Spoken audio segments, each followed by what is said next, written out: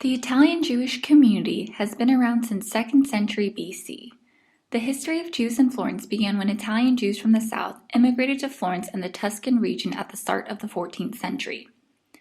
The history of Jews in Florence is something that many Italians are not aware of. Like the Piazza della Repubblica, this square was a Jewish ghetto from 1571 to 1861 and marks the site of where the Forum, the center of the Roman city, used to be.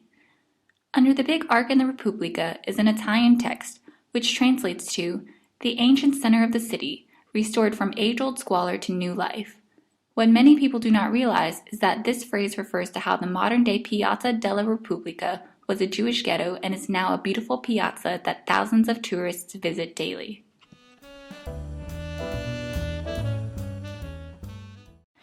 In Florence, there is only one synagogue, Tempio Maggiore. The synagogue was built between 1874 and 1882 thanks to Rabbi David Levi, who said he wanted to build a synagogue worthy of Florence. Part of the synagogue's history includes when German troops worked with Italian fascists in 1944 to attempt to demolish the building, but the Italian resistance managed to defuse most of the explosives and only a limited amount of damage was done. After the war, the synagogue was restored.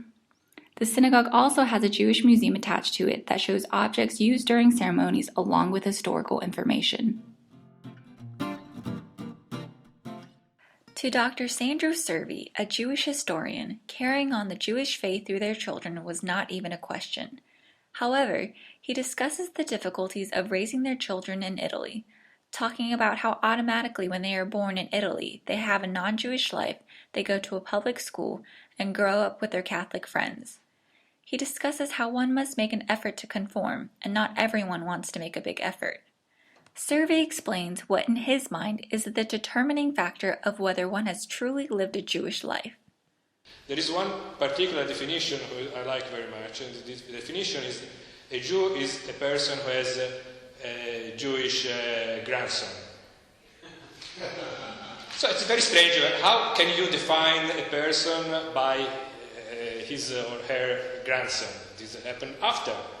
But in fact, it's very, very deep, this definition, because you can also be Jewish in the sense that you feel Jewish, but you don't do enough to be Jewish actively.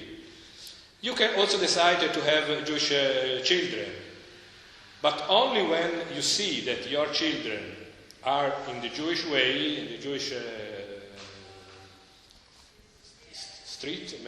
road, as you say, and they have their own Jewish children, you can be sure that you lived as a Jew.